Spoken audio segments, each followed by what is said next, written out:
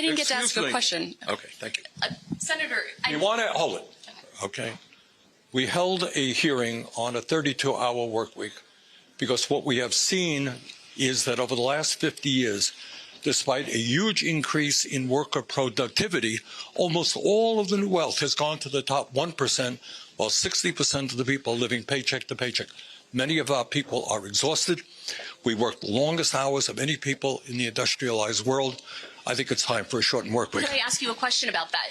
It seems like Democrats want businesses to be taxed more, that's not my assumption. pay their workers more, lower prices, and now pay people not to work. You know what I would like to see? How are businesses going to survive that? That's the question. How can businesses survive all of those proposals? When Mr. Bezos pays an effective tax rate lower than the average worker, I think we have a real problem in our tax system. I think that billionaires have got to start paying their fair share of taxes. The leaders of Germany, France and Poland are meeting in Berlin in an attempt to show unity for Ukraine. It's being seen as an effort to address diverging French and German policies when it comes to the defence of Ukraine. Well, for more on all of that, let's go straight to Berlin and join my colleague Jessica Parker. So, Jess, just tell us what we're expecting in these meetings. Well, I mean, of course, the meetings themselves are happening behind closed doors amongst these leaders. So we're always slightly left to guess what they'll be talking about. But it's pretty clear that in this unscheduled emergency meeting, they're going to be discussing the situation in Ukraine. And the relationship, as you mentioned, between the French President Emmanuel Macron and the German Chancellor Olaf Scholz, there's been a lot of scrutiny recently over mixed messages coming from the two countries in terms of support for Ukraine. So Emmanuel Macron has been sounding increasingly hawkish. Of course, not long ago, he made those remarks that many saw, or many eyebrows were raised about them, when he said that he wouldn't rule out the idea of one day sending troops to Ukraine, something that Chancellor Olaf Scholz was very quick to rule out and said that absolutely wouldn't happen, and that Germany was not a war party. And then subsequent to that, there have been various potshots between the two countries about who's doing what to help Ukraine. So I think a lot of people seeing this as an opportunity to try and smooth things over a little bit, see if they can get on the same page and at least coordinate their messaging in a better way, because this is, of course, a really crucial moment for Europe. There are genuine fears that if Donald Trump becomes the president of the United States again in elections later this year, that could undermine, given what Mr. Trump has said, the NATO military alliance, and then countries like France and Germany would really have to step up in terms of European autonomy. And Jessica, all of this, of course, comes against the backdrop of more calls from Kyiv for funding for Ukraine's military and, of course, hardware as well. What exactly will the conversations be on that today? What are the kind of thinking from the different countries when it comes to sending more additional aid? So ammunition, of course, I think is always high on the agenda, and efforts to send more ammunition to Ukraine, although EU countries have conceded that they haven't really been meeting their targets in that regard. I was recently at a factory, well, something that will be a factory one day that will produce ammunition in the coming years, some of which it's planned would go to Ukraine, but that's certainly this ongoing pressure point. And then particular to the debate in Germany are these Taurus cruise missiles. Chancellor Olaf Scholz has been under tremendous pressure to allow Taurus cruise missiles to be sent to Ukraine, but he is saying, no, not doing that, pretty much ruling it out for the moment, which has caused some irritation amongst allies, including France, including the United Kingdom. But then Germany get a bit irritated themselves because they say, well, actually, we're only second to the US in the amount of arms that have been pledged to Ukraine. But there's obviously a very live debate, not just about what can be sent to Ukraine, but what can actually be manufactured here in Europe going forward. And one defence boss in Germany I spoke to recently, he said that he thought it was about 10 years before Europe would be in a position in terms of its industrial base to be able to defend itself. OK, Jessica Parker with the latest from that meeting in Berlin. Thank you very much.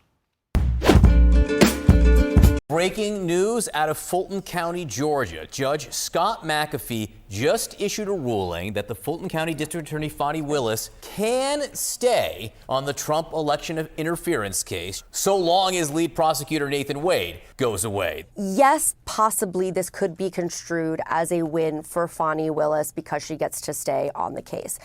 But having covered Donald Trump for a very long time and seeing how he spins messaging and how he takes control of a narrative and how he hangs on to one or two lines of truth to blow up an entire storyline that his supporters believe, this is a scathing report that you can imagine his political team is going to hang off of. Calling FaniWillis that she behaved inappropriately, saying she crossed the line, saying that Nathan Wade has to get off the case. These are all things that you're going to hear from Donald Trump, from his surrogates, from his campaign as they work to make this political. We're going to turn now to some breaking news. As you know, we've been waiting for word on the Georgia election case and whether FaniWillis can continue. Lisa Rubin has breaking news right now. Lisa, what can you tell us?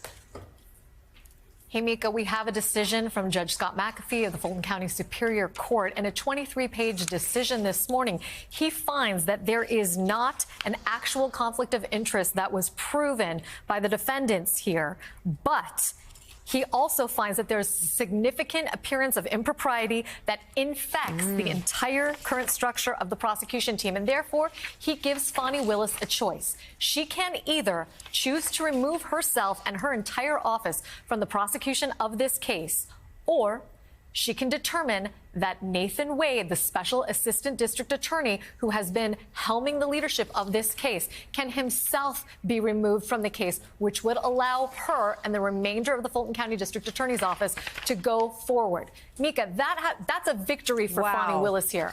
But that having been said, despite the fact that she has been given an easy choice here, notwithstanding that, there is plenty here for the Trump folks to exploit. And in particular, he finds that there was a failure to be as completely honest with the tribunal as these folks should have been. The quote that is really sticking in my mind right now is when he talks about the testimony of Nathan Wade and FaniWillis. He basically says that they did not put concerns that were raised by the defendants to rest, that while the defendants did not prove that there was an actual conflict of interest and meet their burden of proof, an odor of mendacity remains. That's a direct quote from page 16 of this opinion. And he says he's not under an obligation, again, I'm quoting to you, to ferret out every instance of potential dishonesty from each witness or defendant ever presented in open court, but reasonable questions about whether the district attorney and her hand-selected lead SATA, that means special assistant district attorney, testified untruthfully about the timing of their relationship, further underpin the finding of an appearance of impropriety and the need to make proportional efforts to cure it. At the end of his decision, Mika, he's essentially saying, look, disqualification isn't necessary here where there is a less drastic and sufficiently remedial solution available. And that's when he gives FaniWillis the choice. You can either remove yourself in your office, or you can say, as one of our colleagues said to me informally today, boy, bye, you're gone, Nathan Wade, and we will continue to prosecute this case. I just want to zoom out for a second, Mika, and also make one other point to you and our viewers.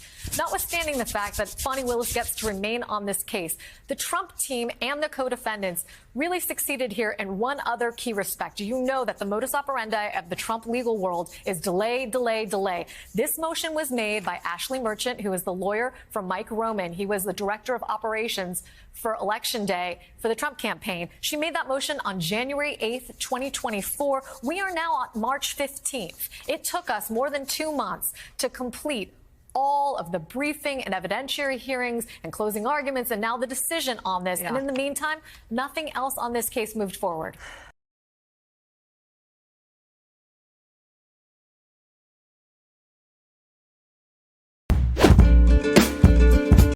Well, right now, the polls are open and voting is now underway in Russia's presidential election. Voting will take place over the next 3 days across 11 time zones in an election that is all but certain to extend Vladimir Putin's rule by 6 more years.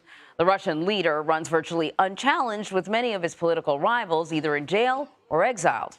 So Mary Lushina is joining us now. She's a reporter covering Russia for us from neighboring Latvia. Mary, what more can you tell us about this election? Good morning. Yes, this 3-day change is actually a recent tweak in the Russian election process. An independent election observer said that this is essentially makes easier to hide any voter fraud. It makes it harder to monitor. There's also an electronic election system that is happening simultaneously, which they say is almost impossible to monitor. But the main day is obviously Sunday, specifically noon, because the late opposition leader Alexei Navalny, before his death, told his supporters and followers to come out at that time to their polling stations in a sign of protest to Vladimir Putin. And now his team is widely campaigning to make that turnout as high as possible. They're asking their people to come in their cities, abroad, wherever they are. And Russian independent outlets actually already reported that people who work in, state budget institutions or students at state-funded universities are being pressured to not show up anywhere near their polling stations on Sunday, and instead they're told to go and vote today. And the Central Elections Committee of Russia already said in the first couple of hours of the voting, the turnout is 6%. Vladimir Putin is not facing any real opposition in this election. The other 3 candidates are members of the parliament and are very much Kremlin loyalists. And he's expected to win by a landslide, which will see him in power until 2030. Thank you very much.